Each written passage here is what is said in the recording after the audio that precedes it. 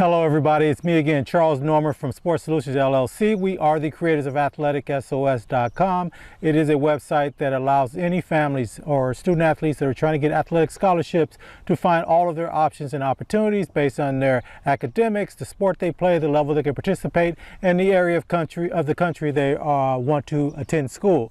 So in this one, we're getting this quite a bit. Our software is really growing quickly. I don't know if it's these videos, some of the other people we're working with, or what's going on. But I wanted to talk about not outsmarting yourself. Now, I'm a big proponent of using whatever skill set you have. That's why I kind of get annoyed when people talk about athletes shouldn't be able to get these scholarships to go to college. When they're great at something, you have to do the other things too, right? You have to academically be qualified to even play at the high school level, let alone the collegiate level. They're not just going to let you in.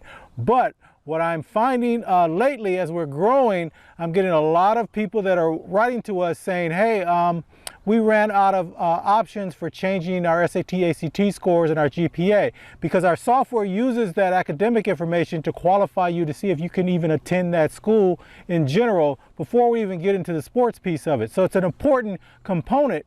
And one of the key metrics of our software is if you don't academically qualify, you don't see that school in your list. When we give you a list of schools that have your sport that you qualify to attend, you might not see a school. And so what we're getting right now is some kids are getting accepted into schools, into colleges, but when they use our software to go check, because they want to check on the team and some other things, they don't see the school in their list. And it is because in our software, it says under normal conditions, you can't even qualify to get in that school. So why would we show it to you? But what is happening, and it's going to keep happening until 2023, maybe for some of the schools, 2022 will end. So a lot of the colleges are bypassing the need for the SAT, ACT, and they're accepting kids in. And it's kind of a workaround, especially if you're a great athlete. Now, the athletes that I'm talking about right now are D1 level athletes that got accepted into schools, but when I look at we can look behind the scenes because they're asking us to help them out, we can see that one of their scores for their SAT or ACT don't match up to what that school would have normally been requiring. So it's sort of a workaround.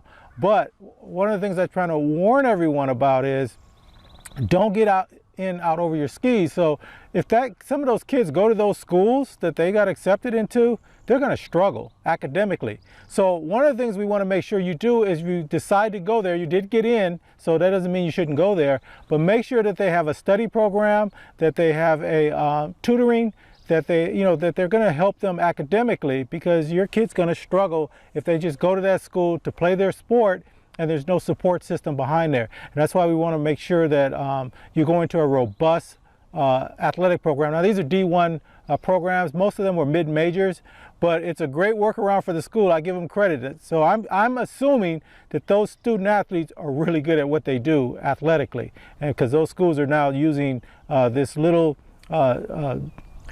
mark in the system because of the pandemic and everything, and people couldn't go and take the tests on time and things kind of got messed up. They're using this to their advantage to get these better athletes that may not have qualified otherwise into their system, and it's going to improve their team. So nothing wrong with it, but I just want to make sure everyone doesn't kind of outsmart themselves.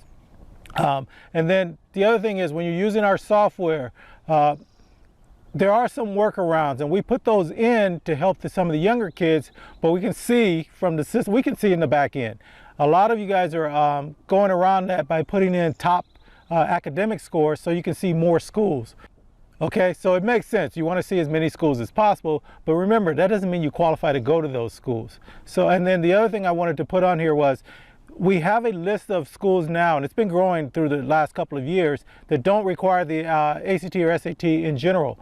But what you do have to do, you got to write all these essays, you got to get other teachers and people from the community have to write letters on your behalf. All this stuff has to happen for you to bypass that. You don't just get to bypass it. And a lot of times they'll have a test you need to take online. So once one door closes, another one opens. So yeah, some of these schools don't require the SAT, ACT as a requirement to get accepted, but you're going to have to jump through a lot of other hoops anyway to get into that school, because they don't want kids to come there that are going to fail. And then the last thing I'm going to say, because these are D1 athletes, and most of these students that we looked at through the last couple of weeks that had the problems that I was talking about earlier, they played the 2 or the major sports for boys, which is football and basketball at the D1 level, you're going to get a full ride.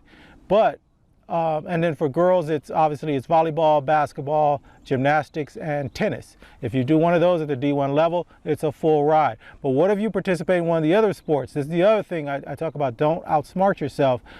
In our software, we show you how much it costs to go to that school. So if you're only getting a partial scholarship, does it make a lot of sense for you to go to a school that you're going to be academically challenged to attend, that they can put you out at any time?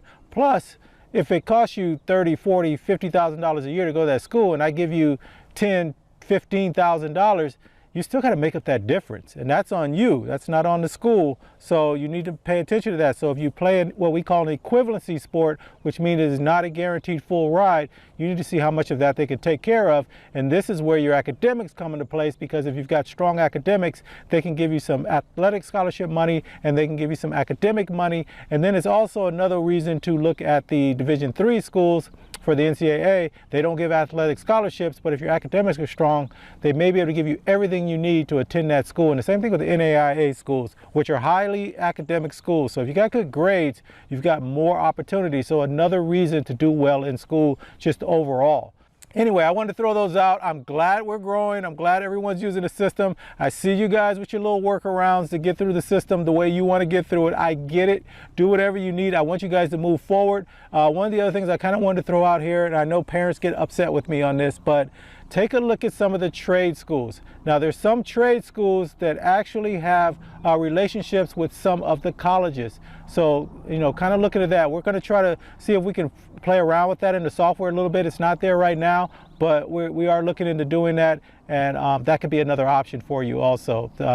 Know your kid and let your kid figure out, what do I want to do next? Some kids just don't want to go through another 4 years of the academic rigors, but they still want to play. So let's see if we can figure out a way to do that. And then the other thing, remember our JCs. It might give them a chance if they're just starting to blossom as academics, or even in athletics. Maybe a JC might be a start. You get those first couple of years, especially if you're in an equivalency sport. It might make sense. Knock those first 2 years out. Then you can transfer to that school that you want to. You'll be more mature, the body will be stronger, you'll have a better idea of how to study academically, and then you'll be probably a better player overall. Just keep playing.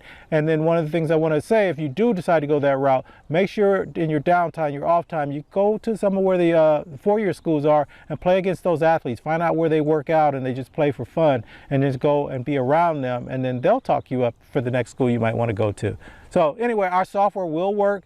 If you're in the JCs, just put in, if you're just trying to find out all of the options you have, how many schools are there across the country that you could hopefully attend, and now you don't have to worry about the ACT, SAT, and all that stuff, and you got some of your classes out of the way, and you're just looking to transfer. You can go into the transfer portal, obviously, but you can also use our software to find some schools you might not have thought of, and they may be in an area that you're interested in. They may have your major that you're interested in, and those things. So we can be used for that. Just go in, put in the top scores for the ACT and SAT, and then you'll see all the schools that are available, and you should qualify to get into some of them. All right, guys. Thanks a lot. So don't outsmart yourself. Don't get yourself into trouble.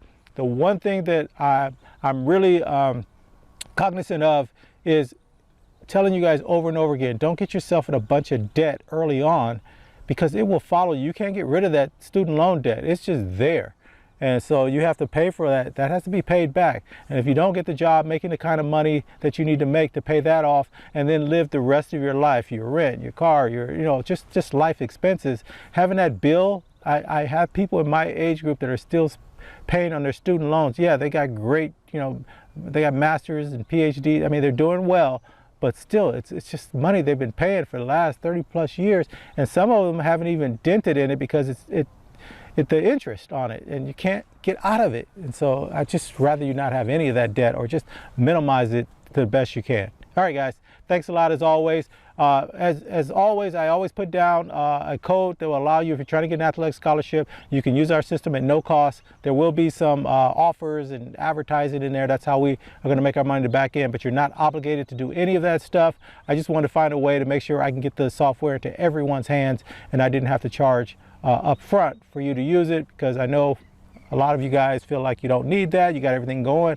It's going to work out anyway. Why would I pay for some software? But I just want you to know all your options and opportunities. All right, guys. As always, best of luck to you in your future endeavors. Talk to you later. Bye.